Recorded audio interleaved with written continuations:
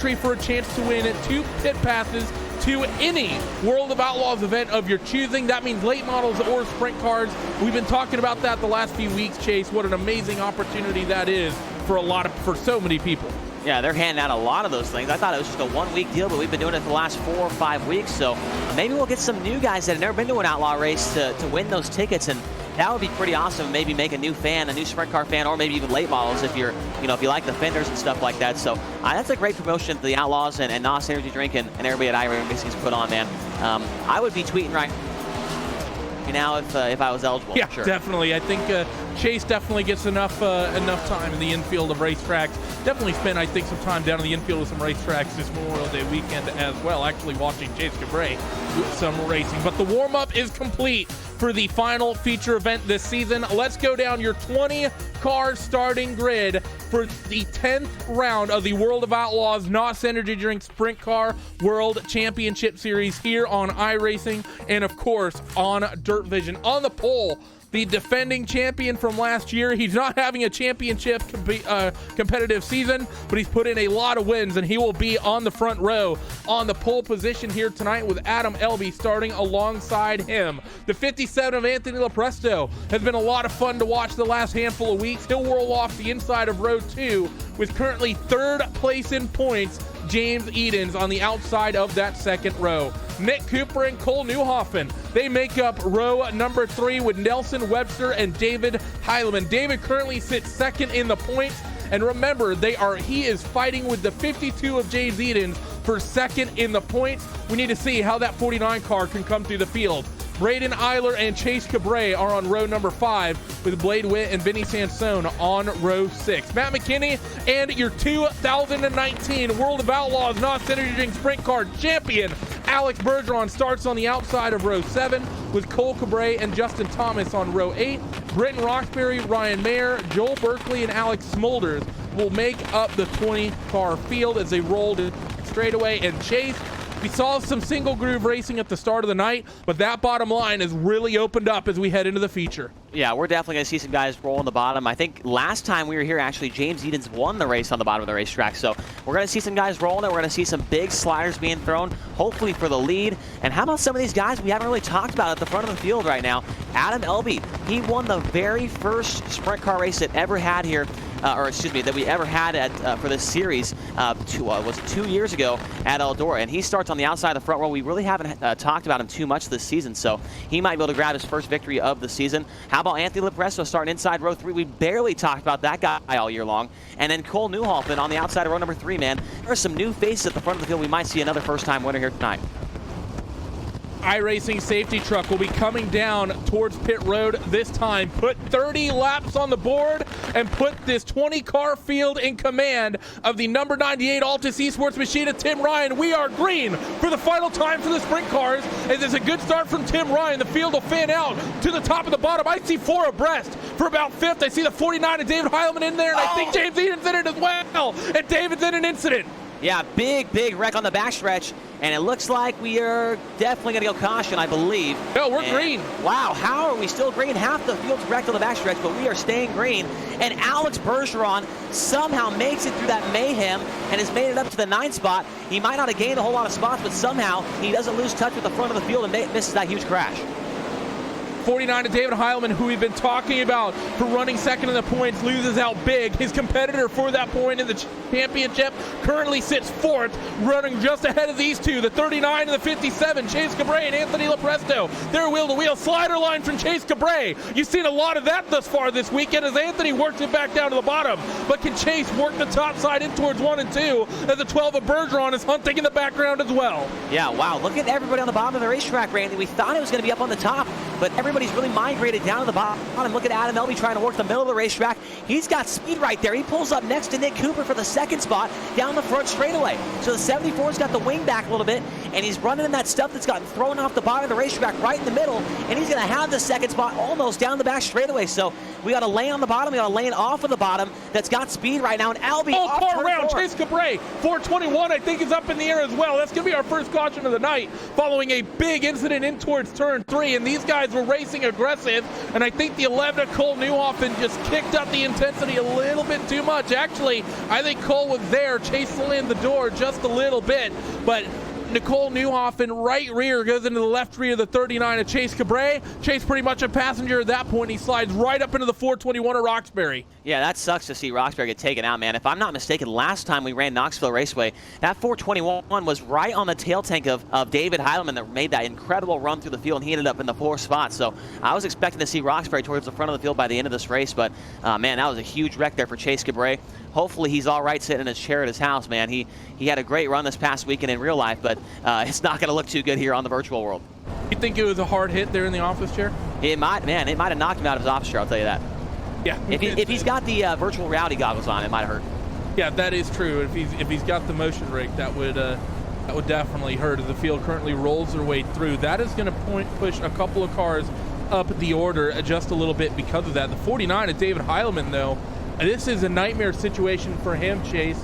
You know, I know he sort of said in weeks past that he wasn't really that hopeful in terms of the championship, but this is not what he wants at all. As he currently sits in 16th back there on the racetrack, I think he's currently set up to probably lose second in the points as well. Yeah, he'll lose second in the points, and he'll lose $2,000, man. That's a big-time incident that's cost Heileman a lot of money here. Hopefully that car doesn't have too much damage. He got hit by several different competitors. So, and there's the 52 of Edens right there, man. He's loving what he's seeing behind him. He's running 4th right now and might be able to come home with $4,000 here tonight if he can maybe run up on the podium there. So I think we're coming back to green right here with Tim Ryan up front, Adam Elby in 2nd, and the 35 of Nick Cooper in 3rd. So let's see what happens this time. You see all the cars cycling to the top side of the racetrack, not wanting to open up a lane. Adam Elby and Nick Cooper try to jump it. They're not going to be able to. And this is going to open the door for James Edens. Going into 1, he checks up a little bit. Nick Cooper runs the bottom. James is going to try to hook up the top. Alex Bergeron drives around the outside of Vinny Sansone behind as well. So it's a good start here from James Edens and Alex Bergeron to start this restart. Yeah, Bergeron's up on the saddle right now, and he's running that thing on the top of the racetrack. Nobody else is up there. How many times have we seen this season, Randy? That 12 car gets on the outside wall and can run it like nobody else. He's tracking down James Edens. He's right now in the 5th spot. He's making up a little bit of ground on those guys that are on the bottom of the racetrack, but Bergeron, he has nothing to lose now. He's got $10,000 in his back pocket, and he's trying to add a little bit more here tonight. He's trying to push that total championship winnings this year up and over $12,000. Alex Bergeron, he's got the 4 spot wrestled away from James Edens. He's come from 14th on the grid. He's already up 10 spots, and he's trying to make it 11 as he gets to the outside of Nick Cooper, and no one can run the top on the iRacing service like Alex Bergeron. He's going to hook it up off of 2 and down the back straightaway, and he's got himself 3rd. Yeah, he's 2/10 faster than Tim Ryan that last time by. Ryan's got to try something different. He can see him coming in the rearview mirror. He's already backed up to him. Adam Elby's in 2nd, and Bergeron's right on his back bumper. It seems like the top is really good in 3 and 4, but Bergeron with a big run down the backstretch. They're nose to tail, 1st, 2nd, and 3rd. Here comes the slider from Elby. Elby's going to run the bottom. They're side by side for lead as Tim Ryan now steps up to the top side. Alex Bergeron rolls the top, can't quite get a run because Tim went up there. Tim didn't like it. He goes back down to the bottom. Alex gets the run on the 74 of Elby from 14th on the grid. He won the championship earlier tonight, and he's got his way up into 2nd. What a way to finish this season off it would be for Bergeron. If he can come from 14th, he gets into Tim Ryan. Tim got loose in front of him. That's going to be a caution, and Alex, I believe, was leading at the yellow as Alex has made it already up 13 spots in 15 laps here tonight. What a run for that 12 car. Yeah, I'm watching the replay right now. Oh, man, it looked like Bergeron really got off the corner better than Tim right there and wasn't expecting him to be that much slower coming off the corner. Got into the back of him, and then Tim gets absolutely destroyed by the 74 of Elby. Luckily, Elby, and then the 35 comes by and smokes him as well. So that'll be the end of the night for sure for the 98 of Tim Ryan, man. That's a heartbreaker, leading the opening 14 laps and then getting turned around like that on board here. This is a good angle right here. Look at Ryan gets a little bit sideways, and then Bergeron comes off straight and then gets into the tail tank up right there and turns him around real quick. I'm sure Alex is going to be, not feeling too good about that one, as he definitely did not want to wreck Tim there.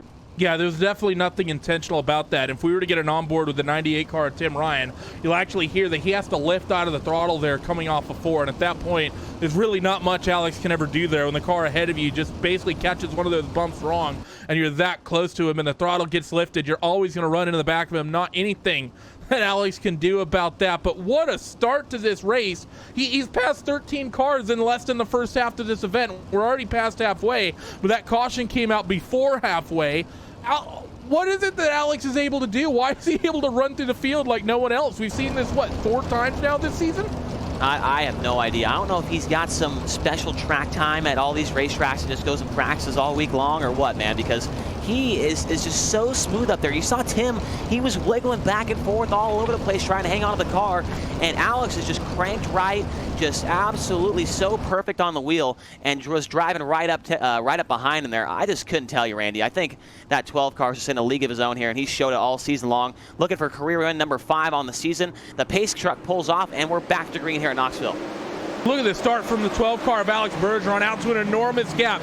74 of Adam Elby. He's going to run the bottom, trying to fend off the 35 of Nick Cooper as James Edens currently sits in that 4th spot. Just watching all of this. They'll single file their way out of behind. I see the 9 of Joel Berkeley, one of our LCQ runners. He's got himself in the top 10, and he's trying to get towards your top 5. How many times do I got to talk about this guy, Randy? The 9 car started 19th and is about to crack into the top 5, and we're on lap number 19, so that 9 car has been passing about a car a lap here as they continue to battle for the 2nd spot. It's the 74 of Adam Elby, the 35 of Nick Cooper, and the 52 car James Edens. They now go side by side for 3rd. Cooper on the inside, Edens on the outside. It's pretty much a race for 2nd now, Randy. Yeah, it definitely is. Alex Bergeron out to an enormous lead, being able to hook up to the top. 0.8 of a second is currently the margin as Cooper and Edens are currently the fight right now as they work side by side. Elby able to break away just a little bit. Nick still stuck down there on the bottom. It seems the pace from that bottom line has really dropped off. The 9 of Joe Berkeley able to get out ahead of that battle he was dealing with. He currently finds himself in the 6th spot, trying to chase down the 80 of Vinny Sansone. Cole Newhoffen throws it up the inside on him, though, and they're about to be 3 wide. No, they're not. Anthony Lepresto not getting quite the run off as Berkeley slams the door on the 11 into 1, and Berkeley a little bit of contact, and they're nearly 4 wide as Justin Thomas is getting into this fight. Wow, what a great battle that is for about the 8th spot. Now Berkeley gets slid by the 57 car of Lepresto. Now they're 4 wide down the front straightaway. Oh my goodness. Oh, Berkeley sideways, gets into it, Justin Thomas, and that's going to more than likely bring out the caution as Berkeley's upside down. He's upside down on the top side of the racetrack. That is going to trigger the 3rd at yellow tonight. Let's see how this kind of formed itself up.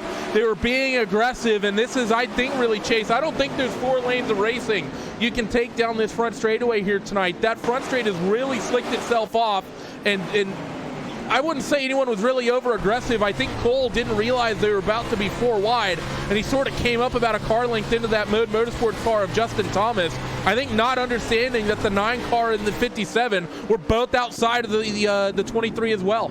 Yeah, definitely. That was just insanity right there. Those guys going 4 wide down that straightaway. Like you mentioned, man, straightaways are so slick here at Knoxville, and when they put the power down, man, that rear end starts to wiggle around a little bit, and that's kind of what happened there. Those guys started banging off each other, going down the front straightaway. David Heilemann pulls into the pit area under this caution and maybe get some damage worked on, and he's running in 16th, so I think right now we can pretty much lock up and throw away the key for that 2nd spot in the championship for James Edens. Taking a peek, it doesn't look like he got any damage in that last caution, so I think that's a little bit premature there from David to peel down onto the racetrack. Things are getting aggressive at the head of the field, and I don't like the call from the 49 at all. I haven't seen any extra contacts from when he got into that early caution here tonight. You know, you're fighting for potentially $2,000. He is going to roll off. I thought he may have been calling it a night, but he does get some damage taken care of and is going to peel back out onto the racetrack and tag the back of the field, so that's my mistake there. I do like the call now. Yeah, absolutely. I think David was trying to get something, maybe some aerodynamics worked on there for these final 4 or 3 or 4 laps here. So if there's a big wreck up front here towards the end, David might be able to hang on to that 2nd spot in the championship, man. He's had a great season so far. Picked up his first ever series victory last week at Charlotte. So we know David, his hopes are probably down a little bit, but he still had a great season and nothing really to hang his head on. Yeah, I think you're right about that for that driver in that number 49 car. He will tag the back of the field as the field is getting ready to get let loose. If we get another caution, that will end the night of racing. We haven't seen that at all season. Let's see what we got here. Elby's loose in that second position. Nick Cooper tries to get up the inside, but Adam Elby slams that door shut as Bergeron already starts opening up the gap from second on back. Yeah, they're side by side for the second spot. Here comes James Edens. Now James tries the top of the racetrack here. We know how much he doesn't really like it up there, but he's got to try and get by these guys and finish on the podium. He's got to run on Nick Cooper. Now he goes back down to the bottom. Looks like Bergeron might have slowed up on the top of the racetrack, but he's got a big gap back to that 74 car of Adam Elby. Coming around this time by for 2 laps to go. 2 laps remaining in the season finale here at Knoxville. The race win is pretty much done and over with. The championship is already gone, but Adam Elby wants to try to finish as far up the head of this field as he can. Nick Cooper and James Edens, though, they want to take that podium, second step on the podium away. Down the back straightaway, contact between Adam Elby and Nick Cooper. James Edens goes to the top side, trying to take advantage. 3 abreast for 3rd, 4th, and 5th. White flag down the front straightaway this time. Edens steals the 3rd spot away from Nick Cooper as Elby is loose up the middle of the racetrack. He tries to chop the nose off of Nick Cooper. Edens able to just about pull alongside, but at the head of the field, 1.5 seconds there. He put a cap on the championship tonight, and he will win the finale here at Knoxville. Another great race done by Alex Bergeron, man. He came all the way from 14th to win tonight's feature event, and that's the way you want to win a championship right there, Randy. You want to win the final race of the season, and that's exactly what the driver of the car number 12, Alex Bergeron, has done here tonight. Swindell Speed Lab Esports will round out the podium with Adam Elby in 2nd and James Edens 3rd.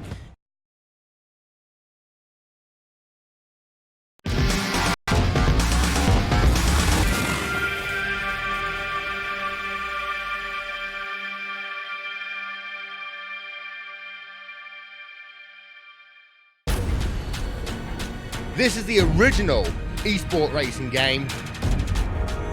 This is iRacing.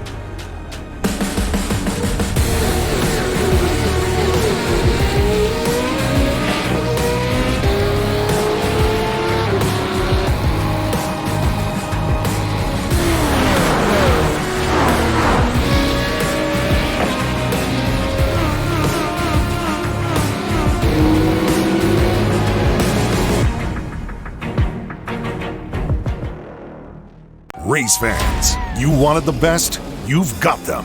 Live on DirtVision.com. Presented by Dry D. The World of Outlaws. NOS Energy Drink Sprint Cars. The World of Outlaws. Morton Buildings Late Models. Knoxville Raceway and the Knoxville Nationals. And the Dirt Cars Summer Nationals are all available live. Sprint car and late model fast passes are available now for just $39 a month, with single event subscriptions available as well. From Volusia to Charlotte, Fairbury to Lernerville, Eldora to Macon, and everywhere in between, Dirt Vision has you covered all season long. Every race, live, anywhere, anytime. Don't be left in the dust. Sign up for Dirt Vision today.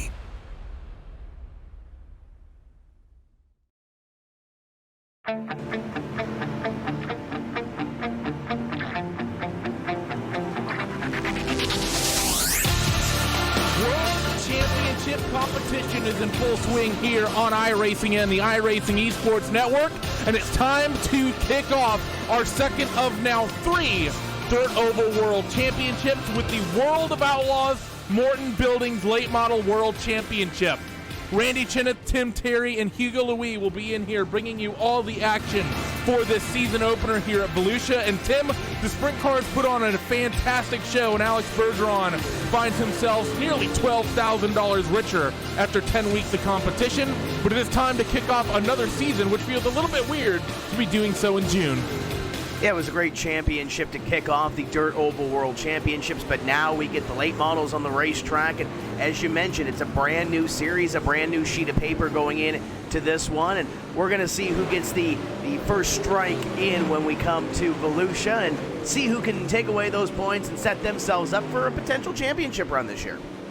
And for those who are familiar with the Sprint Car Championship, the format here tonight is going to be identical, and the format for this championship is going to be identical to what we saw in the Sprint Cars 4 8-lap heat races. Top 4 from each will advance directly to the feature, and then 2 Twin B mains, of which the top couple drivers will get taken out, and then we will have a 50-lap feature event that gets upped from 30, which we saw in the winged sprint cars. Of course, sprint cars typically run only about 30-lap feature events, so unless they're on quarter milers, you might see them bump it up to 35 or 40, and of course the Kings Royal as well, they will run to 40 also. But in late models typically see longer races, so because of that we're running 50 laps here tonight. But before we get to racing, qualifying is about to kick off, and during the qualifying session we're going to have a chat with the Real World of Outlaws Morton Buildings late model series director Casey Schumann is on hand. And Casey, it's fantastic for you to join us. How are you today? I'm doing good. How are you guys? We are doing fantastic, Casey. How familiar were you with iRacing prior to the official partnership announcement and the launch of the iRacing World of Outlaws Series Championships? I mean, I've messed around with it a little bit, played when I do have a little bit of free time in my schedule, but I've just started to pay attention a little bit more, with the partnership we have with the Outlaws and the late model series. I've got to try my hand at a late model a little bit and dabble when I get a chance. And as a real-world racer yourself and someone that has iRacing experience, what benefits can you see real-world drivers getting from running laps on iRacing, or guys wanting to someday be real-world dirt drivers? I mean, I would say probably the biggest thing is just learning the racetracks. It's pretty amazing how realistic every part of a racetrack is when iRacing puts one up. I mean, it is very, very realistic. I mean, every bump and all the stuff that you would experience in a real race car, you get to experience on the computer. It's pretty neat. And the end of June and into July is always sort of a big spool-up month, and really across the entire country for dirt racing. The real-world equivalent to this championship is, of course, this Friday going to Terre Haute. That's going to be a fantastic show. But really, what does it mean to you guys to have this championship start up really right in the middle of the busy season of dirt racing through pretty much the entire country? Of course, the Kings Royal mixed in there toward the end of July as well.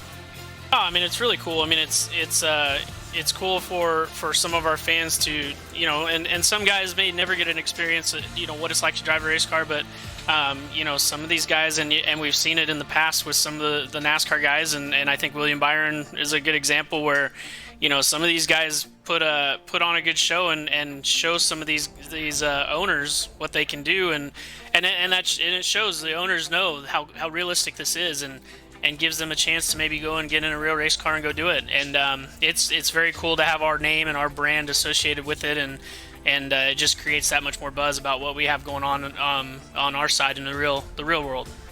Before we let you go, Casey, of course, we got done with the Sprint Car Championship just several weeks ago. A lot of our viewers, of course, maybe not fully familiar with dirt racing. How can they expect these late models to race differently from the winged sprint cars we saw through the first 10 weeks of competition?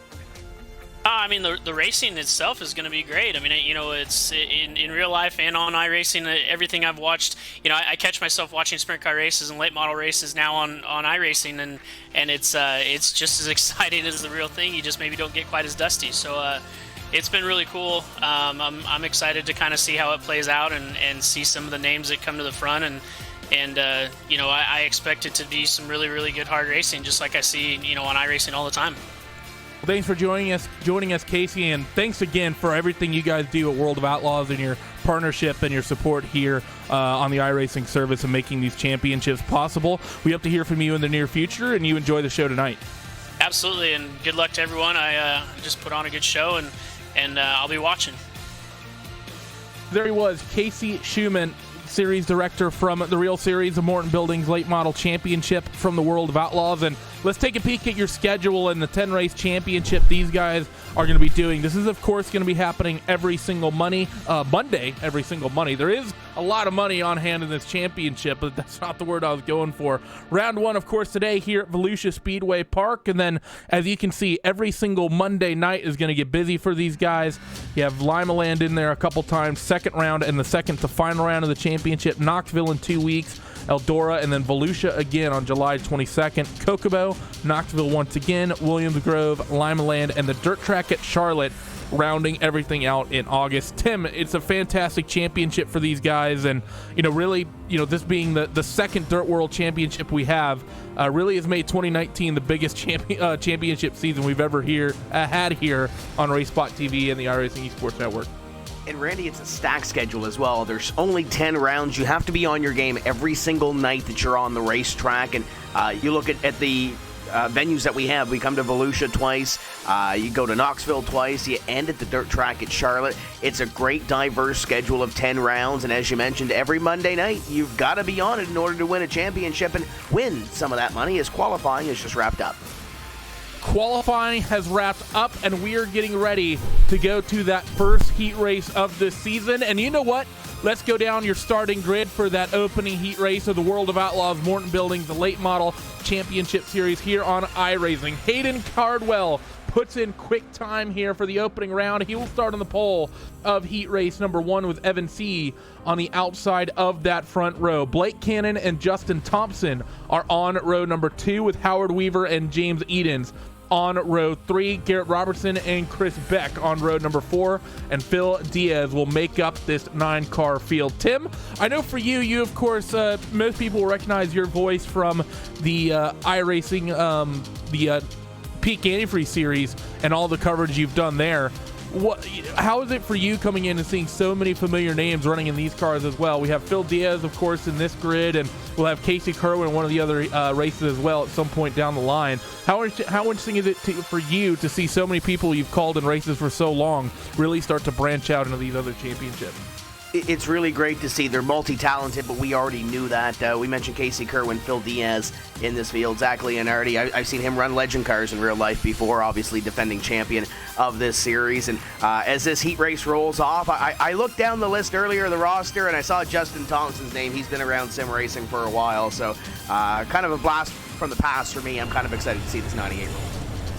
Yep, so the field will roll off for their first of 2 pace laps. Again, this late model championship, the dirt racing will be very similar. Of course, very similar techniques in these late models versus the open wheel cars, but of course, very, very different from a winged sprint car or even an unwinged sprint car, which you're going to be seeing a little bit later in the year here on the iRacing Esports Network.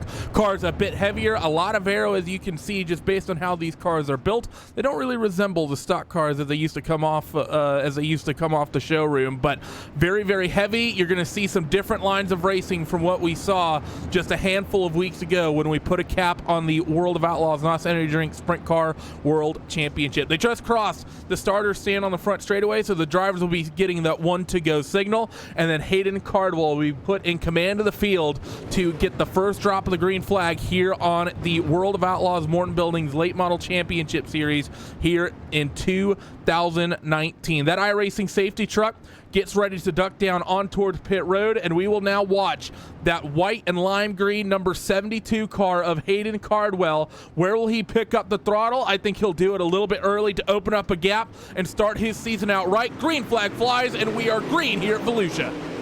And look at Cannon right there on the hop, picks up position number 2 right away. Slide job up the racetrack, 33, trying to get into the middle and make it 3 wide. Thompson sticks the nose in on the inside. Randy, they're looking for a top 4 position here, and they're all stacked up for the bubble. Everyone wants to transfer in the top 4, and right now it's going to be Justin Thompson who takes that transfer spot in the early goings. But look up to the top side. Outside of him, it's the 52 of James Edens. James, your runner-up in the Sprint Car Championship just a couple of weeks ago. He wants to race his way into a transfer spot. Howard Weaver trying to make it 3 wide with those two as they work onto the front straightaway off of turn 4. Thompson loses that transfer spot as they head into turn 1. It's going to be James Edens who takes it as they run down the back straightaway. Edens has been smooth on that outside line, trying to make that run work, but Thompson fires back on the inside. Howard Weaver looking for something to happen there from just behind this battle as they continue on down to the corner. Look at that 07 of Weaver try to get the bite on the inside.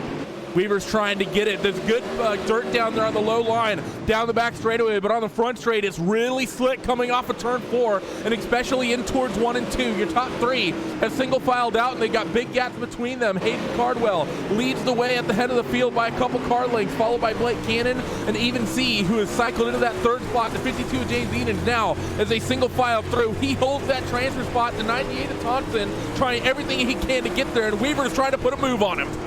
Weaver's trying to put a move on him. Thompson has to play offense to try to catch up to Edens, but he also has to play defense to try to keep that 07 of Weaver behind them. They'll come by this time, and a complete lap number 6, 2 laps to go. And if Thompson wants to get into this one through the heat race, he's got to get up on the wheel here. Here comes Weaver to the inside. Weaver's going to try to make a move. Blake Cannon's put in a couple of good laps as well and brought the gap down to that 72 car of Hayden Cardwell. But we'll watch Howard Weaver in that 07 machine off of turn 4. White flag at the starter stand this time through 1 and 2 for the final time in your opening heat race. And everything's really single filed out. Not a great run just yet for Howard Weaver. As they work in towards 3 and 4, the 72 of Hayden Cardwell is going to take a nice smooth run to the start finish. He will win your opening heat race here in 2019. With Blake Cannon, Evan Cee, and James Edens rounding out your top 4. Justin Thompson, Howard Weaver, Garrett Robinson, Chris Beck, and Phil Diaz will round out the 9-car field. Those 5 will have an opportunity to race their way in one of the 2 LCQs a little bit later on in the night. And of course, for everyone who watched this championship from last year, all of the championships on iRacing in 2019 have gotten a nice little uptick in prize pool. So this championship goes from $10,000 prize purse total to $10,000 to the winner, $25,000 total up for grabs, as well as a weekly purse to win every single main event. $300 to the winner, $200 to second, and $100 goes to third throughout this entire championship. And really the highlight, if you win this championship, you get the opportunity to wheel a Clint Boyer late model, I believe, at the dirt track at Charlotte Motor Speedway. But with that said, heat race number 2 is rolling off, so let's go down the 9-car field for this one. Kendall Tucker and Kevin Dedman will make up that front row, with Austin Carr and Alex Bergeron, your Sprint Car Series champion, on row number 2. Tyler Schell and Nick Cooper on row 3. Adam Elby and Blake Garrett on row 4, with the 007 of Jacob Fields supposed to be in that 9th spot, but he has not made the heat race here. And that's not a great way to start your championship, Tim. No, definitely not a good way to start off round number 1 of 10. Obviously, Alex Bergeron going to be one to watch here, but we saw Edens work that outside line in that first heat race. We'll see what anybody can do to try to get up here and make it into the top 4 and transfer the easy way into the feature tonight. 1 to go signal comes from the starter stand as they work in towards 1 and 2. Kendall Tucker in command of the field this time. A lot of new cars and new looks this year for this championship. Couple, though, definitely rocking some familiar colors. I think notably that the car we have on the back there of the 74 car of Adam Elby, very familiar colors from the Swindell Speed Labs driver. But with that said, we're about to go green flag racing here once again. Swindell Speed Lab sort of has a sandwich on this heat race. Car at the point, car at the back. Let's see what they can do. Kendall Tucker picks up the throttle, and we are green for heat number 2. Tucker was on it on that start, going down into corner number 1. Little contact there. Bergeron up the racetrack, 3 wide, almost 4 wide. They still are sideways, and Bergeron, the odd man, out the back. Bergeron, not a great start from him whatsoever. They're fighting for second as well. Kevin Dedman on the outside. Austin Carr down low in the 1, in towards 1 and 2. Carr's going to have to drive it through the slick. Can't quite get with that right rear up into the tacky stuff, but he'll manage to get a good run off regardless. The 00 of Kendall Tucker is going to be loving this. He'll be able to open up a slide opening on the rest of the field as they're going to single file out behind him. Right behind them, Nick Cooper takes position number 4, but Adam Elby is there. But now Cooper able to go on the offense a little bit, try to drive up to this battle for position number 2. The 74 of Elby drives it in deep into the corner, trying to make up a little bit of ground on the 35 of Cooper. They were side by side in the opening lap, but now the 35 has a little bit of breathing room behind and a little bit of time to take a peek to the outside of the 1 of Carr. Trying to get there, but can't quite get there at the moment, can he, as they work down in towards the corners number 3 and 4. Austin Carr trying everything he can to both defend this position and get the move on Kevin Dedman as well, while holding off Nick Cooper. These top 4, though, have started to stretch a gap. Not just your race leader, who has about a 0.6 of a second advantage over Kevin Dedman. That's Kendall Tucker, of course, leading the field in that 00. And Austin Carr closes a little bit on that 0 car of Kevin Dedman, of the 308 of Kevin Dedman. Off of turn 2 and down the back straight as they will drive. The 1 car has a run in towards 3. To the inside goes Carr up the racetrack, and a little crossover move there for Dedman. Back to the inside as they'll duke it out for position number 2. Closes in Cooper just a little bit. Cooper is licking his chops right now, trying to get up to this battle in front of him. Still side by side as they'll come to the white flag this time.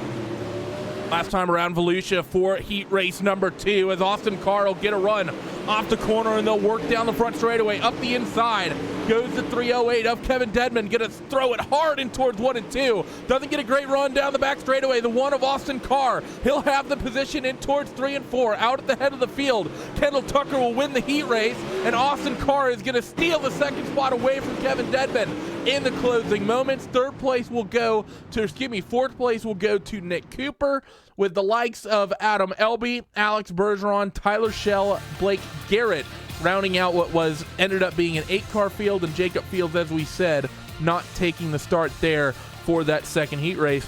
Tim, this is a very, very racy Volusia Speedway Park tonight. Yeah, we just saw it there with that battle for position number 2. That was some great racing. We saw Alex Bergeron get tossed around a little bit on the opening lap and made his way back up to position number 6. Was battling with LB at the end for 5th, but just couldn't seem to get that position made. So 2 heat races down, some great heat racing so far, and it looks like heat race number 3 getting ready to hit the grid and ready to put on another show here to see who'll qualify for that A-main coming up. Heat race number 3 is coming at you, so let's take a quick peek at the starting grid. Defending series champion from this season last year, Zach Leonardi will start on the inside of the front row, puts in 3rd quickest time of the night. He'll start inside of Blake Matulos, Randall Carter, and Shad Prescott on row number 2, with Dylan Hauser and Brian Waynett on row 3. Virgil Graham and Blake Brown on row 4, with Jeremy Caprone at the tail end of this 9-car field. And the 24-car of Leonardi, Tim, has to be happy about that. Tim Ryan, we saw him win the Sprint Car Championship in 2018. He came out and he just had basically an up and down year all season, didn't qualify well at the season opener. Leonardi's probably happy that he sort of gets that monkey off his back, comes in as the defending series champion, and kind of, starts defending that early here at Volusia by putting himself 3rd quickest in qualifying. Yeah, a great qualifying effort, but we'll see what he can do here in this heat race. Got to be up on the wheel here in order to make something happen, as Leonardi trying to set that defending championship off in grand style here at Volusia. So heat race number 3 getting ready to come at you. Top 4, as we've been saying all night, transfer to the main event. Everyone else goes to the twin last chance qualifiers at the end of the night. iRacing safety truck waiting, peels off, puts the good field in command of the 24 Leonardi. Zach's going to pick up the throttle. We're green, and they're nearly 3 abreast for 3rd, 4th, and 5th already. Yeah, Hauser was on it to the inside, almost made it 3 wide, head to back out of it. He battles now for position number 5 with the 88 on the outside. Little slide job there. 88 grabs the wall a little bit. No harm, no foul, though, as they continue on to complete lap number 1. Off of turn 4 down the front straightaway. Your top 4 as they run: Leonardi, Matulos, Prescott, and Carter. But the 2 of Dylan Hauser is right there. He was fantastic in the sprint cars, but I think he's a bit of a late model specialist. Up the inside of the 37 of Randall Carter. Can't quite get the drive off that he needs, but he still just about maintains an overlap. In towards 1 and 2. He'll throw it up the inside once again. The 42 lurking in the background as well. That's Virgil Graham. He actually makes a mistake, and the 88's going to pounce on that, and he will take that 6th spot away. Hauser throwing it down to these corners and trying to make it stick, trying to get that spot away from the 37 of Carter, transfer in, dives it in deep down into corner number 1, trying to make this thing happen. 37 on the outside of Carter, continuing to have that spot, not letting it go easy, but Hauser, man, oh man, he's throwing it into these corners on the inside. Hauser is definitely brave, and he is not afraid to throw a move. We've seen a couple of contacts already with the 37 car. These heavier cars, the late models, they can take a little bit more of a beating than the sprint cars can. A little bit of contact there between the 37 and the 2 down the back straightaway. This time, Dylan Hauser throws the slider, and he takes the nose completely off of Randall Carter's car. Up into 1 and 2. Now the 37 will try to somehow get this thing back underneath him and respond, but he's got a very, very quick number 88 car, Brian Wayans, trying to take that 5th spot away and challenge with the 2 of Dylan Hauser. Out in front, though, your top 4, they remain single file as Leonardi still leads the field. And Hauser's pulling away from it here in position number 4. Carter now has to play defense as he has Waynett right behind him. But Leonardi right now coming down to that final lap and trying to pick up a victory here in heat race number 3. White flag this time as they roll through 1 and 2. Your top 4 all pretty much single filed out. Shad Prescott is there on the 127 of Blake Matulos, but I don't think it's going to matter. 3 abreast in the background, though, as they head in towards 3 and 4, and there's going to be a little bit of contact, but it won't affect the 24, Zach Leonardi, who will win this 3rd heat race here with Blake Matulos, Shad Prescott, and Dylan Hauser rounding out your 4-car field. Rest of your finishers will be Randall Carter, Brian Wayant Jr., Virgil Graham, Blake Brown, and Jeremy Caprone through 8 laps of racing. Tim, it's good to see this racetrack after, basically 3 heat races now. This place is getting racier and racier every time cars hit the track. We saw a great battle there in the middle of the pack and for the transfer position in that heat race. We saw a great battle in the heat race prior as well. And we saw some drivers on these starts getting up on the wheel and trying to make every position that they can. We saw that out of the 2-car of Hauser trying to get to the inside on that initial start of that last heat race. We'll see who becomes the hero here in heat race number 4. Field's already rolling off, so let's take a peek at your starting grid. The 999 of Dylan Fox will be on the inside of the front row with the 32 of Steven Wilson on his outside. Row number 2 will be Tyler Ducharme and Austin Semmelman. Brandon Proudfoot and Drew Hirschko will make up row 3 with Casey Kerwin, who's our featured onboard driver for for tonight, starting inside of the 51 of Matt McKinney. Of course, Casey here, Tim, he's one of the representatives as well from that eNASCAR Peak Antifreeze iRacing Series race championship. He's got himself a little bit of Peak sponsorship on board, that number 14 iRacing sponsorship as well, and running for Clint Boyer is that 14 car. So good to see the sort of crossover there from the dirt and the NASCAR side of things. And look at that big smile on his face as well, as we'll get to see a little bit of in-car shots. I think Casey Kerwin basically has 2 moods. He has smile and send it, does that 14 car, and he's not afraid to do either. Not a great qualifying for him tonight. Let's see if he can run that car towards the front of the field through this final heat race before we go into the twin last chance qualifiers. 999 to Dylan Fox will be in command of the field as the iRacing safety truck looks to head down on towards the safety of pit road and get the action back going once again. Put 8 laps up on the board, and Dylan Fox will start counting them down. We are green in heat race number 4. And a great start for your leader, Fox. The battle's going to be for position number 2. Ducharme up the racetrack a little bit, trying to stop the momentum of the 18 car on the outside. And we got another battle for a transfer position. There's Proudfoot sticking his nose to the inside, and Casey Kerwin's a part of this battle as well. A great start from Casey. He's already put 2 cars behind him, and now he's going to start working on the 22 and the 18. Austin Semmelman and Braden Proudfoot, they're side by side. Little contact from the 14 in the background as Casey's trying to do everything he can. Look at the way he's leaning over, just trying to wheel that thing. It's just like the Cars movie. You have to turn right to go left, don't you? The 14 goes up the inside of the 22 of Brandon Proudfoot. Can't quite get the runner, can he? Up the inside, a little bit of contact in towards 3, and the 14 of Kerwin makes it 3 cars in 3 laps in the rearview mirror as the 22 gets a slight touch from the 51. Matthew McKinney trying to come through as Kerwin now to the outside. Slide job from Proudfoot. There goes Kerwin back to the inside. Beautiful move. And oh, by the way, there's the 26 of Hirschko to the inside. He picks up 2 for 1. 22 goes around 14 of Kerwin half sideways as well. 51 to McKinney may be involved in that, but for the most part, the only car that really loses out will be the 22 of Proudfoot. Everyone else still out there and running, and that hard fighting cost them a lot of time, Tim. Look at the breakaway the top 4 have. Dylan Fox, Steve Wilson, Tyler Ducharme, Austin Semmelman. Kind of a dream situation for those guys. They're almost guaranteed a transfer spot as long as they keep it out of the wall. And Hirschko was on the inside, minding his P's and Q's and trying to get around this, but he lost a little bit of time. As you mentioned, he's about 0.7 of a second behind your transfer position, but they might get busy up here for position number 3. Randy, the 9 of Ducharme, has Semmelman on the back bumper, and I know they're locked in. They got a transfer position right now, but you better believe they want to move up one more spot in that A main lineup.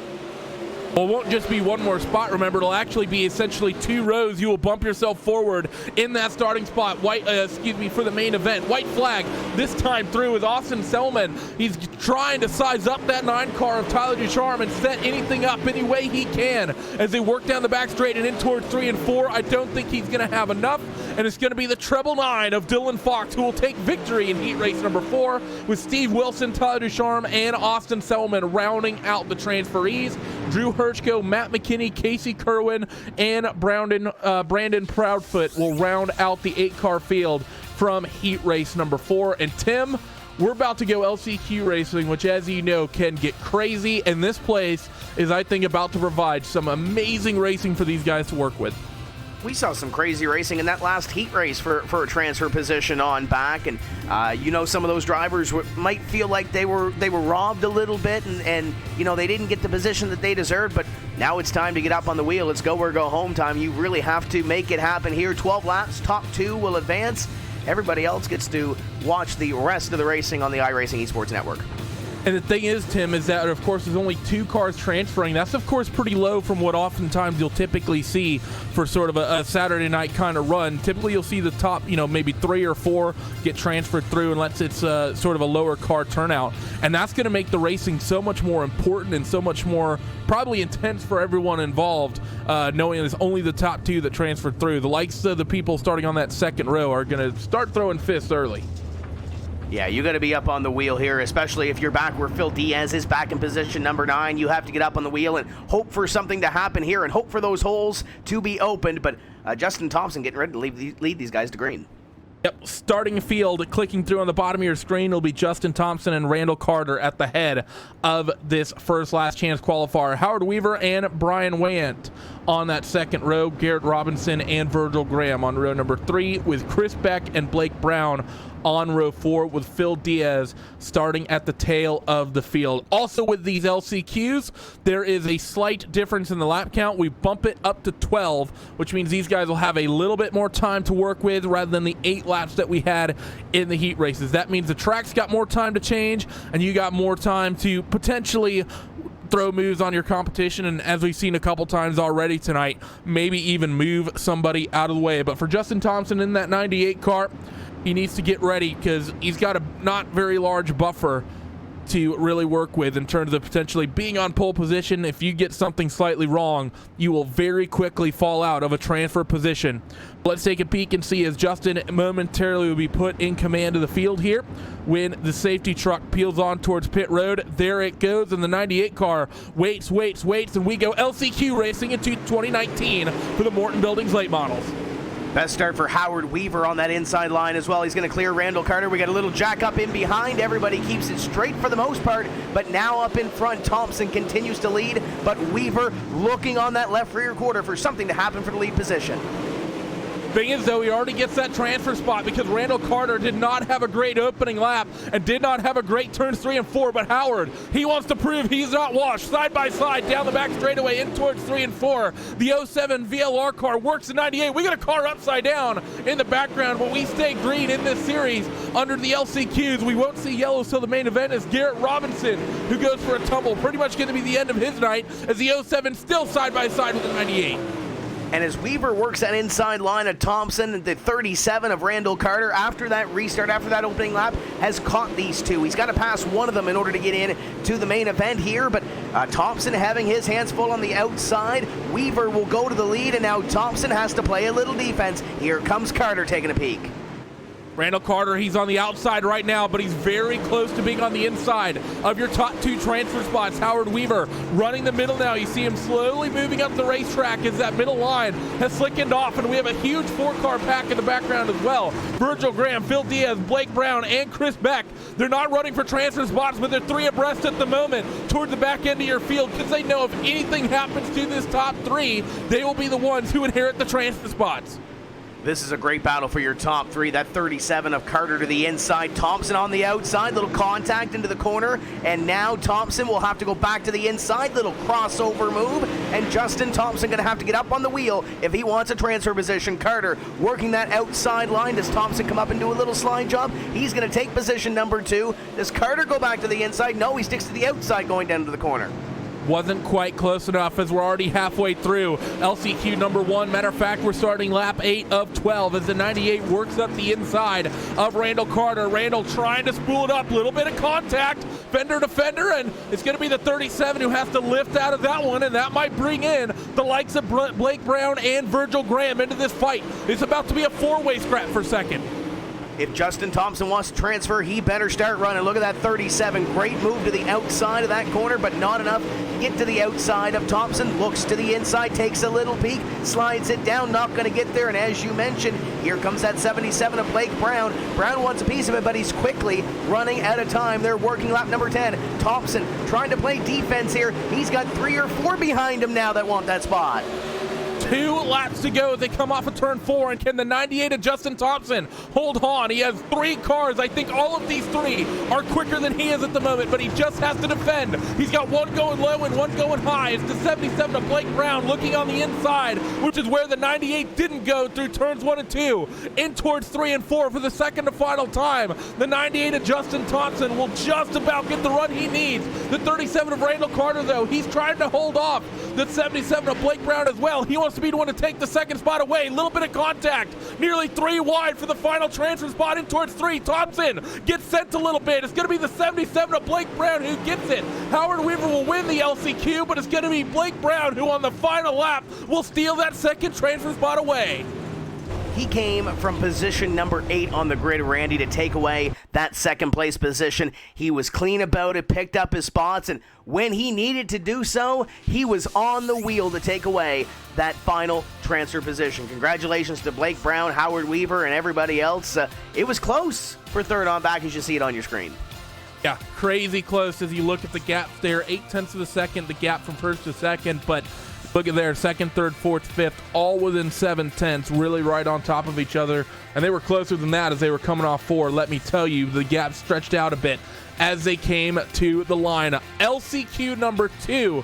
If that first one was anything to go off, we're going to see something great. And oh boy, do we got some big names in this field. Head of the field, you're going to have Adam Elby and Drew Herchko on that front row, with Alex Bergeron and Matt McKinney on row number 2. Tyler Schell and Casey Kerwin will make up row 3, with Blake Garrett and Brandon Proudfoot on row number 4. And Jacob Fields and Jeremy Caprone will round out this 10-car field. This is a stacked LCQ for the season opener, Tim. Yeah, that's an understatement. You got LB in here. Herchko had a great run in his heat race, just fell out a little short. Bergeron is in here. McKinney is in here. You've got Kerwin back there as well. There's only 2 spots, and there's a lot of really good race cars here in this World Championship Series in this LCQ alone. Who do you pick to get your top 2? Well, the smile has gone off of Casey Kerwin's face. He's not looking nearly as comfortable as he looked before his heat race. So maybe keep an eye on that 14, maybe looking a little bit more determined. He will start a couple rows back from the transfer spots. He will start in 6th. So he will need to find 4 positions to get himself bumped up into a transfer position. But Adam Elby, a runner-up in the NOS Energy Drink Sprint Car Championships just a little bit earlier this year. And Drew Herchko, he was very relevant last year as well. Was in a position to win several of those races, and I believe he won a couple of those races last season. But safety truck ducks on towards pit road, and Adam Elby will be in command of the field. He picks it up 12 laps, and what's going to be the duo who transfers here in this one? Bergeron had it timed well, but he's got a angry pack behind him trying to take that second place position. He'll slide up in front of Herchko. Herchko goes back to the inside. At least took a look. And now on the attack is Alex Bergeron. LB going to lead lap number 1, but Bergeron is right there. The 26 of Drew Herchko going backwards. The 14 of Kerwin. Casey's up in the wall, but he's able to recover, but he drops to the tail end of the field. Alex Bergeron, though, he will go to the point in that number 12 car, but just for a moment as Adam Elby will fight back on the outside off of turn 4, side by side for the race lead and side by side for 3rd and 4th. And I see 3 wide in the background as the 14 of Kerwin is trying to muscle his way back toward the head of the field. Go or go home here in this last chance qualifier. As you see them on your screen, Casey Kerwin is wheeling that thing. Your top 2 have broken away a little bit from this battle that you see here. Kerwin a little bit sideways once again, loses a little momentum. He's going to have to dig deep here in the late laps, but speaking of digging deep, LB keeping Bergeron honest up in front.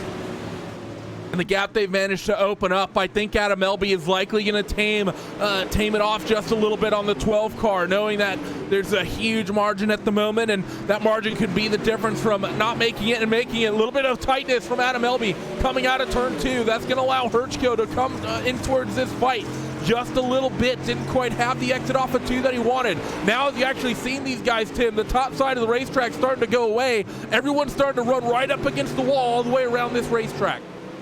And Herchko trying to close in. If you want to make it into the A main, you've got to really dig deep here.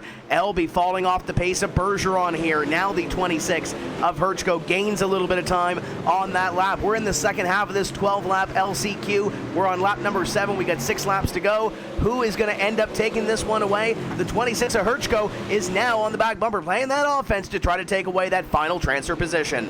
Alex Bergeron has opened up the gap, and I think he's pretty much comfortable at this point. But it's this duo that we're going to have to watch. Adam Elby, tight once again off of turn 2, runs a little bit up the racetrack. Everyone else running a little bit lower line down the back straightaway in towards 3 and 4. Herchko is there and is making Adam think just a little bit every time he turns in. We start lap number 9 of 12, and Herchko, he's fallen off just a little bit, Tim. He needs to close him back up to size up what will likely be about a last lap move.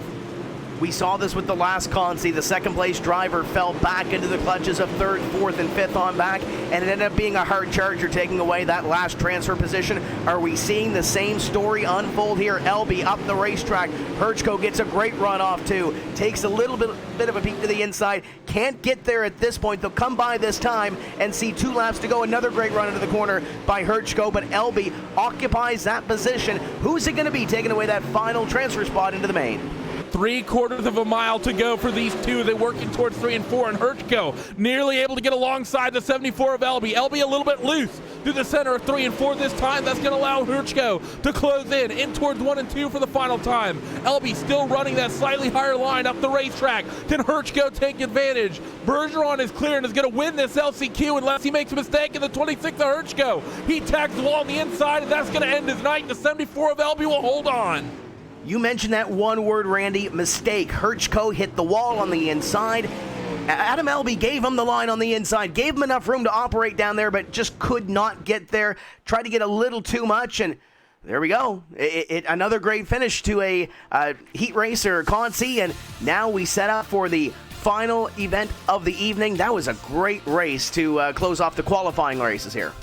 Definitely was. Your top 2 transfers, Bergeron and Elby, they will take the tail end of the field in the main event here in just a couple of moments. Herchko, McKinney, Fields, Garrett, Caprone, Proudfoot, Shell, and Kerwin.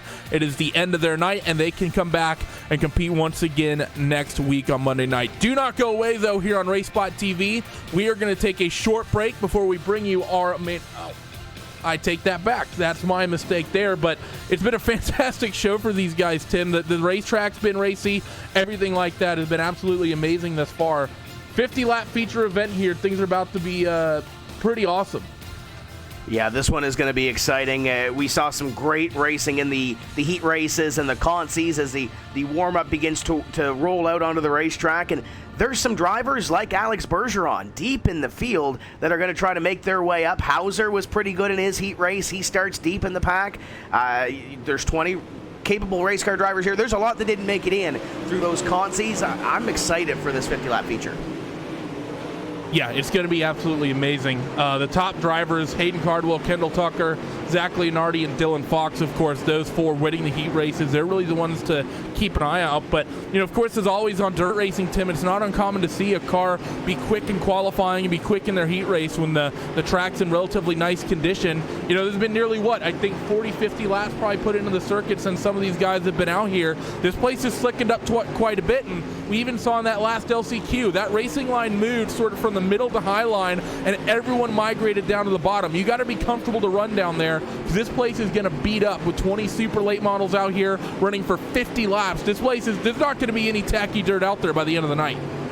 Yeah, you're going to have to adjust as you go through this race, and you mentioned it. We ran 8-lap heat races, we ran 12-lap Consis, and now we're running a 50-lap A main, so not only are you going for a short sprint, you've got some time to get up to the front. We seen in that first Consi race where our transferees worked their way up and ended up going from 8th up to position number 2 at the end of it. So we'll see if Brown can do it again. But it's a long road to hoe, but it's a long race, 50 laps, and but he's got some company that want to do the same thing and go to victory lane. Yeah, definitely. There's a lot of people who want to get the way at the head of this field, because remember, there is money up for grabs for winning these races. $300 to first, $200 to second, and $100 goes to your final podium position finisher. Tim, I know this is sort of your first dose of dirt that we've had on the sim thus far, and it's definitely first for broadcasting it here on RaceSpot TV. Who's your choice to win from what we saw and seen tonight? Man, I don't know how you can pick just one winner. There's so many good drivers in this World Championship Series for the World of Outlaws. Obviously, Leonardi starting in position number 3 after doing well in his heat race, and he looked comfortable in his heat race up front. Going to be hard to top the kid that won the championship last year, but he's got 19 others that want the same goal.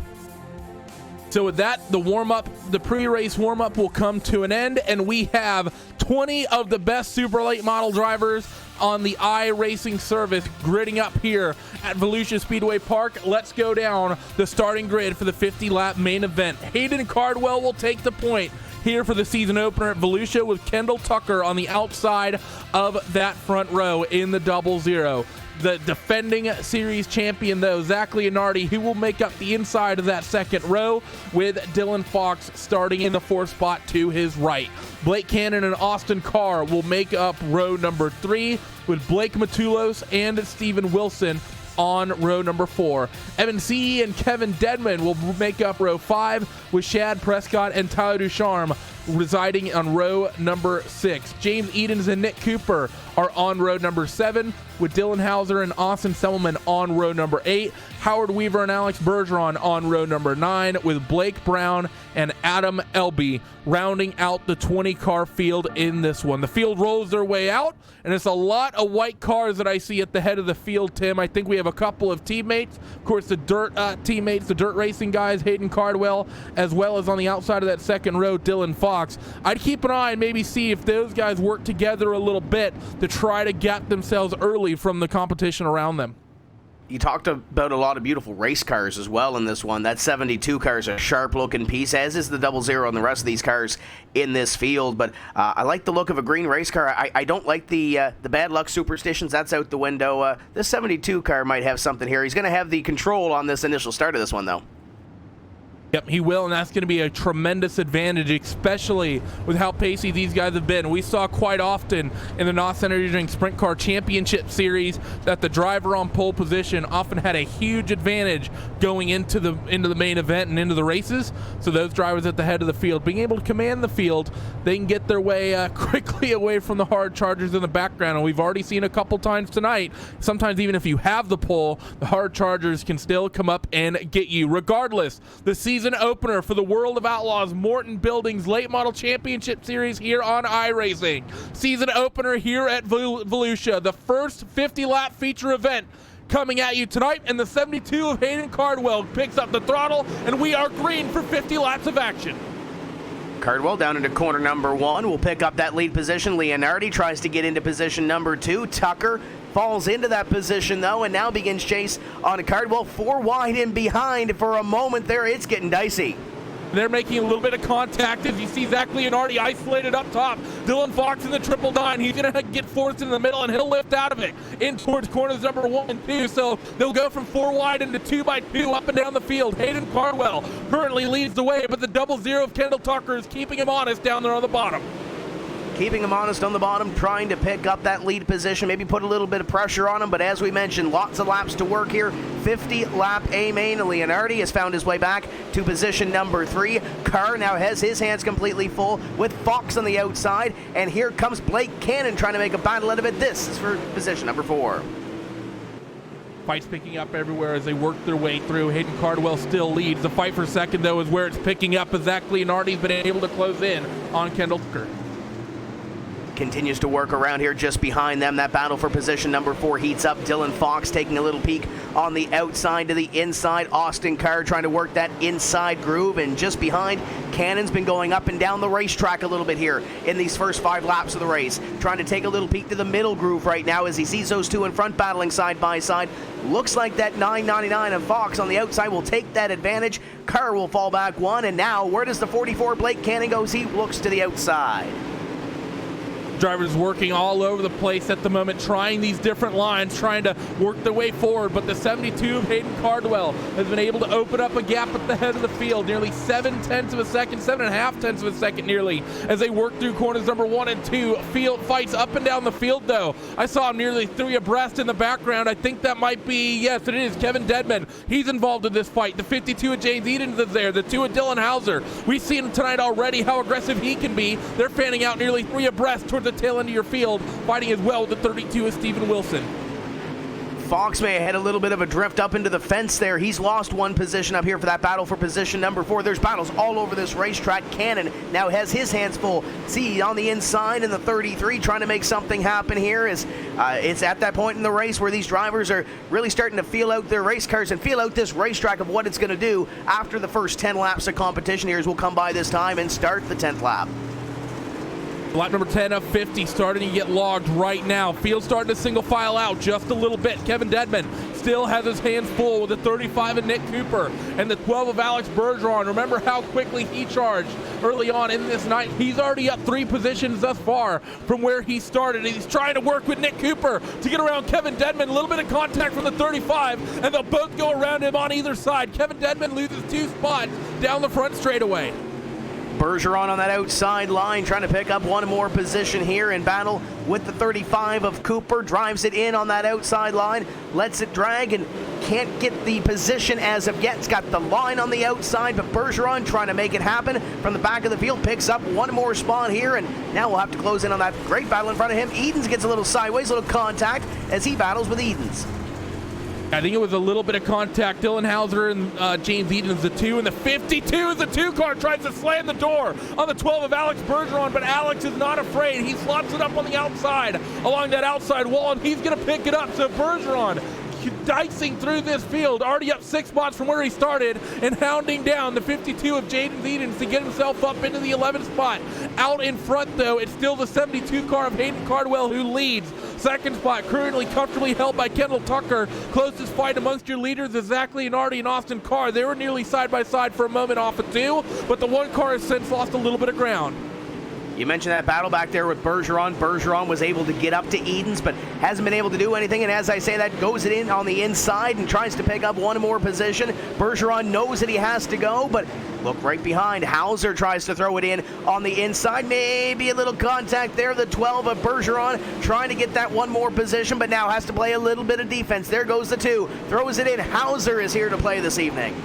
Seems like there's so many 2s around this fight. The 32, the 52, the 12, and the 2 car. All of them fighting with one another as Bergeron right up against the outside wall as he comes off of corner number 4, and Edens is able to hold on as we approach the halfway point of this race. Stephen Wilson, he's going to run the bottom ahead of these 2. These guys run the middle and the top, so the 52 of Edens gets a great run down the back straightaway, but can't quite close on that frosty white and blue looking number 32 car.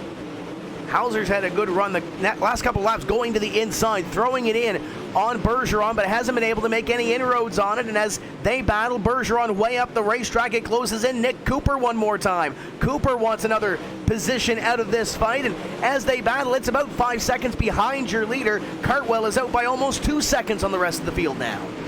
Cardwell is putting on an absolute clinic. It's a 24 and the 1. Fight with one another in towards 3 and 4. Austin Carr has been able to make that gap up that we saw a little bit ago and start working on your defending series champion. Off of turn 4, I think the 1 car just about had the position at the line, but it wasn't by much. Now the 00 starting to get in and amongst this fight as well. So we're about to have a 3-car scrap for the 2nd spot. Kendall Tucker's fallen back here to the outside. He goes, and Leonardi trying to take that position. Little contact there. There goes the 24 around, and there goes the 1 around on the inside. Carr's going around.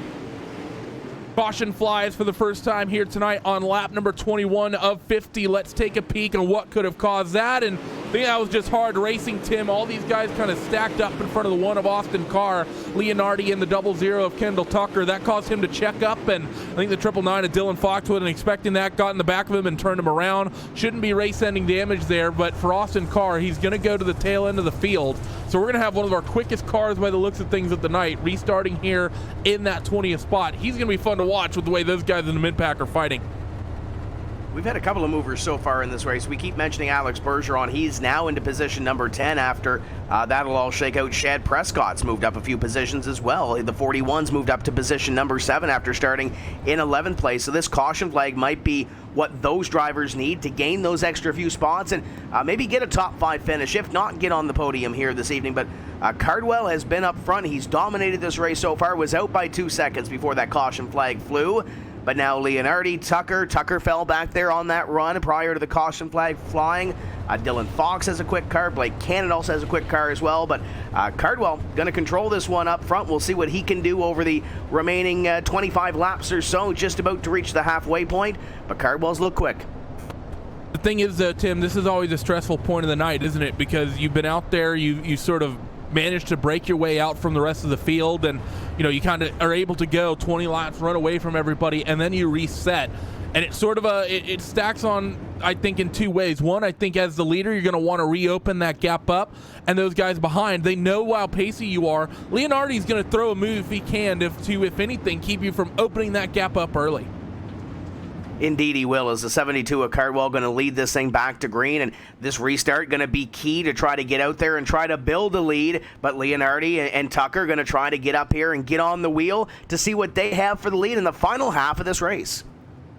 So the first half goes mostly green. Caution here in the midway point. We'll be back to racing on lap number 25. iRacing safety truck on pit road, and Hayden picks the throttle up early. We're back to green, and Zach gets a decent start on the outside.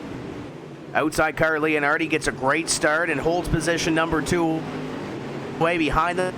They're battling for third on back. Tucker still on that inside line to the outside.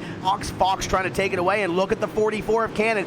Beautiful corner in 3 and 4 to try to set up a battle for position number 4. Tucker still stuck on that inside line. That's not really where he wants to be right now by the looks of it. And they're fanning out 4 wide just about again. They end up getting 3 wide. The 44 up top, the 00 in the middle of Kendall Tucker. I think a little bit of a mistake as the 33 of Evan C. will just about make that move on him, but can't quite hold as they get to the line. 3 wide behind as well. The 12 of Bergeron in this fight. The 32 is Steven Wilson. The 2 of Dylan Hauser. Hauser was in the middle, getting absolutely bounced around. He drops back a couple of car lengths.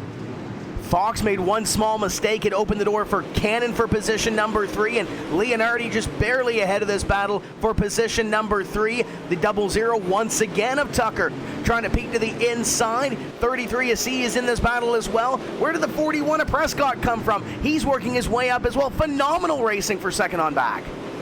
Prescott started from the 11th spot. He's already up to about 7, so been a fantastic night of racing for him in this main event as they rolled through 1 and 2 and down the back straightaway. Blake Cannon trying to hold off a charging Dylan Fox while not letting the 24 of Zach Leonardi slip through his fingers and start heading the way up the field. 3 wide towards the front of your field. The 999 of Dylan Fox involved with that fight for a moment. I think it was the 11 car sliding off the bottom who made that sort of happen just for a moment. Excuse me, the 41 of Shad Prescott. They get it 2x2 back out though as Bergeron and Hauser, they've been able to get around the people they were fighting in the mid-pack and start working up to your race leaders. The 12 of Alex Bergeron started this race 18th.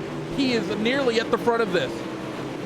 And Blake Cannon's been able to establish a little bit of a gap now back to position number 4. The battle rages on as Tucker tries to get up there. A little slide on the outside and going to open the door a little bit for Prescott. Prescott falls back in behind, sees that battle in front of him. C on the inside in the 33 trying to pick up 1. And where did Alex Bergeron come from? Flashes a nose inside this battle as well as Cannon pulls away with 3rd. Fox says 4th, but he's got a whole host of hungry competitors behind him. And oh, by the way, Cannon looks like he's caught Leonardi for 2nd.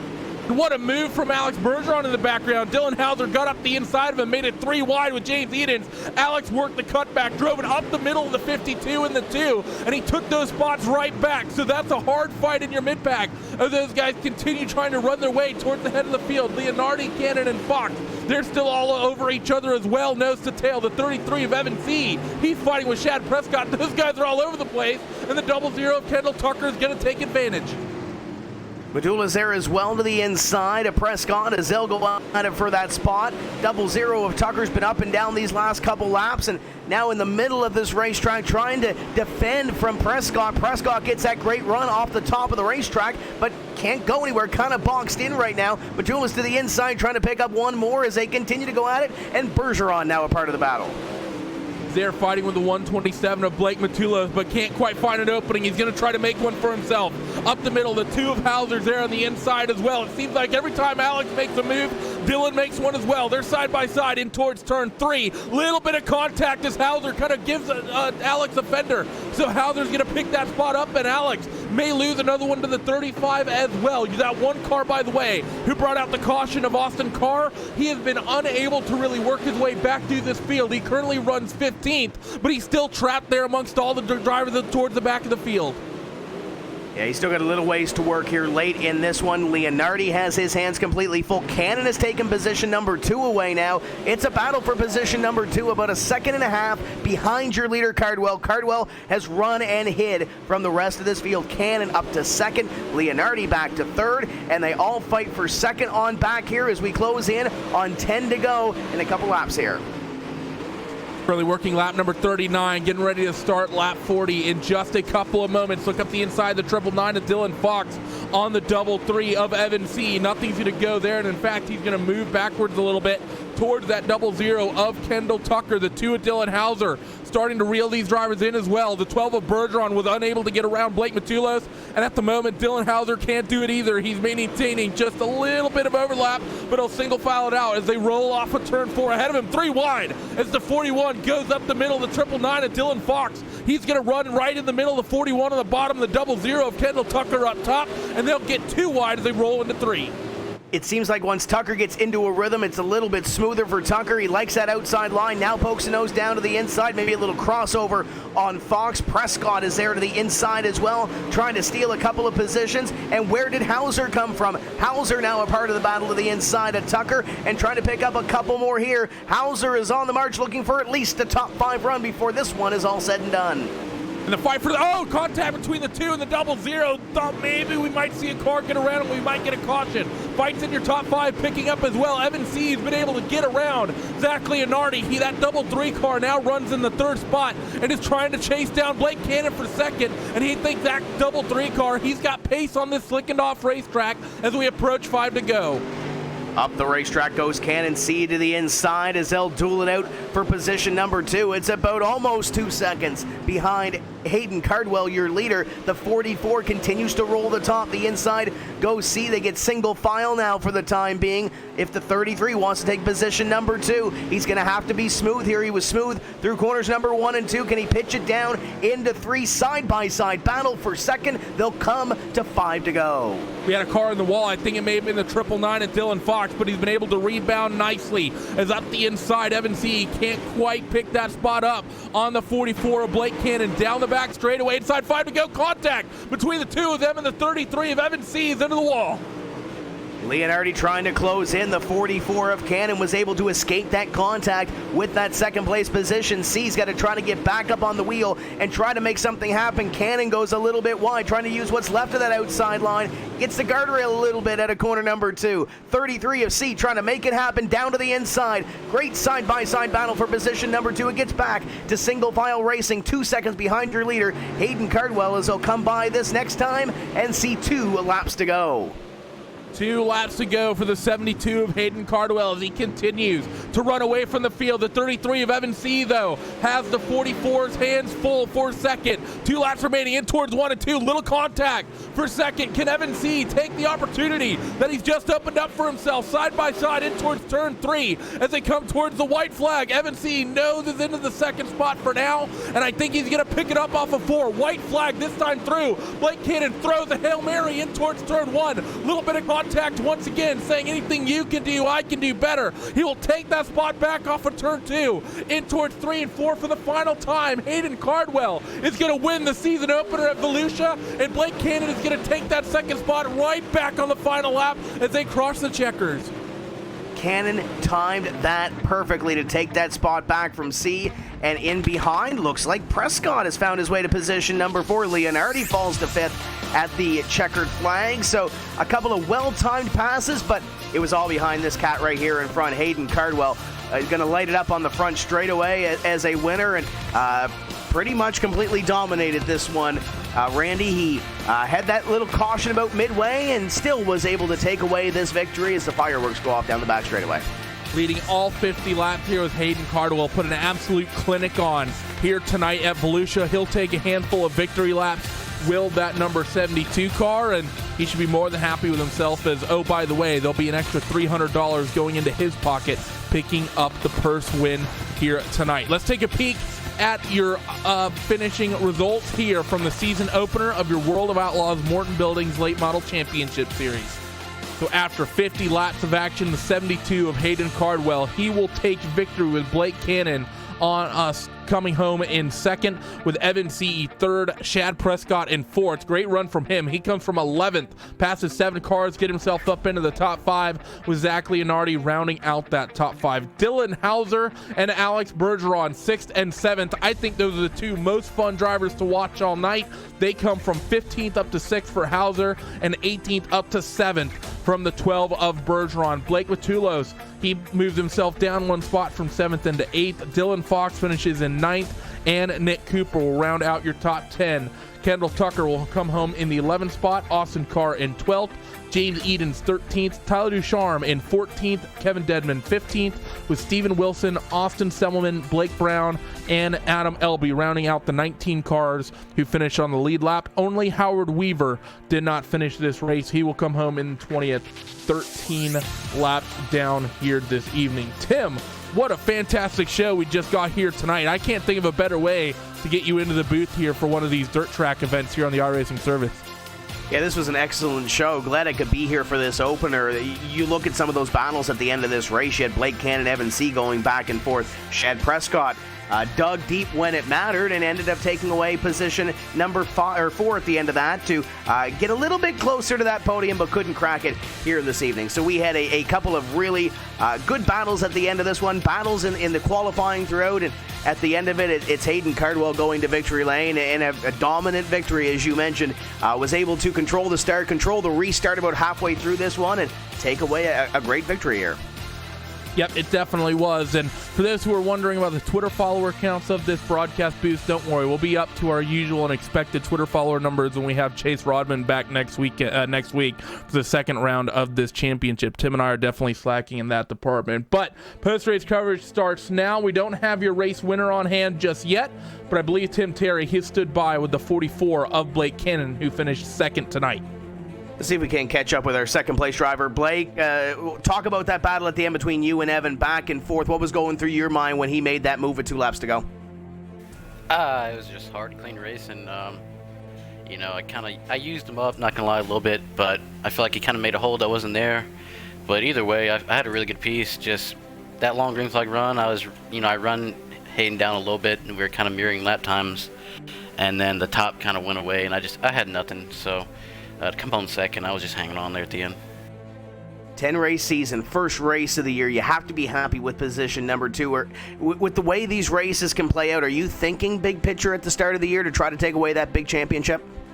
Oh, absolutely. It doesn't matter if you go out here and win the first 3 races. If you don't finish all 10 races, then it doesn't mean anything. So big picture is definitely in mind here. Second is definitely a great way to start off the season. So I need a little work to do, but this isn't one of my best racetracks, so we'll move forward. And I'm sure you'll get up on the wheel here in week number 2. What do we expect next week? What do you think of the venue that we're going to? I'm not a huge fan of Lemland, but it's a completely different ball game now. Haven't been there in a little while, so I'm hoping we're all right. If I can just ride around top 5, I'll be happy with that. Felt like we had a winning car tonight. If I could have, got around some of them guys a little bit quicker and maybe had a late race caution. But either way, we'll take second. I mean, I'm not disappointed at all. I wasn't really optimistic going into the night, so really happy. Beautiful looking 44 car here this season. Who's on the side for marketing partners? Who makes it happen to get to the virtual racetrack? I appreciate it. Just everybody at Swindell Speed Lab, they do a hell of a job week in and week out. I can't thank them enough. When we merged earlier this year, it was really good, and I was kind of questionable about it, but we've made the most of it, and I've enjoyed every minute of it. So I gotta thank everybody over there, Kevin, everybody that helps me out with James, LB, Chase, Kendall, Blake. They all had a good run tonight, just some bad luck. But I gotta thank Swindell first and foremost, Bell, Weiser, I think it's Augusta Aquatics as well. Just a bunch of people help, and it's just I didn't expect to run second tonight, really. There you go, Randy. There's Blake Cannon. Got up on the wheel at the end of that, finished in position number 2, and a great way to start off this 2019 championship for the World of Outlaws late models. And I believe you've caught up with our third-place finisher who battled with the 44 there at the end. Yeah, we're still waiting to get a hold of the 72 of Hayden Cardwell. But, Evan, I think everyone's OCD may be a little bit happy with that 33 car coming home into the third spot, but I'm sure you would have liked to upset everyone's OCD and make it up one more. But it was a fantastic fight with you and Blake, both of you kind of moving each other, you doing it on the 49th lap, him doing it on the 50th. I'm sure that was more than a fun battle to be a part of. Yeah, it was fun to come up through the field and run the bottom like that. I'd have liked to have been drove a little bit cleaner than just pushing me up the track to pass me, but it is what it is. Now, this season opener at Volusia, I mean, talk about the track here today. There's always discussions on the sort of racing we're going to see, especially with the way that Tyler Hudson really kind of puts his head down to make sure that you guys get a good surface going into the nights of these races, kind of controlling the practice to make sure you guys got a good surface. Track seemed pretty racy tonight. How did it seem from your perspective? Yeah, well, like you had to set your car up to either run up high or down low, and I had mine. I knew that the bottom was probably going to come in later in the race, so I just stayed patient on the bottom and was able to pass some guys in front of me once the track started to kind of slow up on the high side and slicking off a lot. We head to a bull ring next week at Lima Land quarter-mile racetrack. High banks, very, very quick. I'm sure we're going to see some physical racing. How do you think that's going to go, and any predictions for that one? Yeah, Lima Land is always a fun, action-packed track. I haven't raced on it a whole lot after this new build, so I don't really know what to expect, but I know in the previous builds it's always been 3, 4 wide, even 5 wide sometimes for such a small track, so I'm sure we'll put on a show for next week. Well, thanks for joining us, Evan, and congrats on at least starting your championship out here strong with a third-place finish. $100 goes into your pocket. Before we let you go, who gets it done for that Team VLR number 33? Yeah, just thank Team VLR, Full Throttle Performance, Kevin Deadman at Dirty Grass Soul, Jeremy Capron at Capron Screen Printing, and all the other guys that helped make this possible. There he was. Evan Seehee finishes in the third place here tonight, and I think he'll be more than happy with that moving out in towards the second round at Lima Land. Tim, I'm really hopeful for this championship once again here, the World of Outlaws Morton Buildings Late Model iRacing Championship Series. This first race, this first night of action, I think was pretty much, I think as good as anyone could really hope for and really expect. We saw some great racing at the front of the field. We saw some fantastic racing in the mid-pack, which is always what you really expect to get with late models. 3 wide, 4 wide several times here tonight. It was an action-packed Volusia Speedway Park here this evening. We saw some great racing in the qualifying action in the heat races and in the LCQs, and you saw some names that we probably thought would make the A-main that didn't make the A-main. You look at those drivers that are outside, guys like Matthew McKinney. You look down at Casey Kerwin, Justin Thompson that didn't make the show. Herchko was really quick. Wayant was really quick. And that's the list of drivers that was outside the A-main. Didn't make the cut after qualifying when it comes to those top 20. And then in that race, Hayden Cardwell comes out and pretty much stomps on the field tonight and takes away the victory. But it's a different week number 2. Go to Lima Land. It's going to be a great show. I'll be watching on the iRacing Esports Network, and if you're just seeing this for the first time, get on iRacing, enjoy some great dirt racing. I might have to dig the wheel out at some point, Randy, and try some of this because it looks exciting from up here. Can't wait to watch you guys next week and see how this whole season turns out, because I think with the way it's raced here this evening, I think there's going to be a lot of twists and turns before you hit the dirt track at Charlotte. So as we get some, I believe we've actually gotten our race winner who's made a late appearance here. And we'll check here with the voice because there's another name that joined our TeamSpeak channel I'm skeptical of. Hayden Cardwell, you got a copy? Okay, that's not Howard, so we're good. Hayden, you drove an absolutely perfect race here tonight. You were quickest in qualifying, quickest in your heat. You basically decimated the field for the entire 50 laps here. Talk me through your night, because that 72 looked on rails. Oh yeah, first off, I just want to appreciate you. You know, it was all in all a good night. I was kind of worried there at the end of practice. A couple teammates, they were running a quicker lap time, so I kind of pulled out a lap in qualifying. I really wasn't expecting it. And then for the feature, I just kind of threw the kitchen sink at it and ended up working out. You know, the track got really rough, but we managed to hold on, and it's an honor to be a part of this series. As we move to the bull ring next week, always an action-packed track. I loved the quarter milers that we had last season, and I think they're going to be some of the highlights for you guys as well. But I'm sure it's going to be probably a little bit rough on the drivers. How do you guys feel heading in towards the quarter-mile high banks of Lima Land next week? It should be a pretty good race. Actually, Lima Land's probably one of my favorite tracks on here. It's a little bull ring. It produces, 3-wide racing all the time throughout the field. It should be interesting this week.